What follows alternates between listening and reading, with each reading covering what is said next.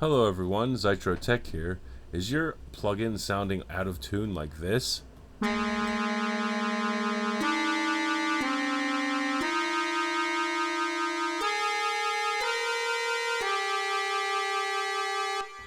In many cases, this is due to the VST instrument being incompatible with the sample rate currently in use. So what you want to do is change it in your sound device or audio settings in your DAW of choice to 44,100 Hz.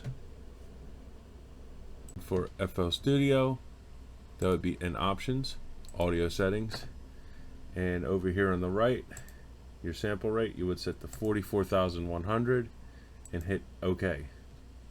And you're good to go. And now your VST instrument should be in tune.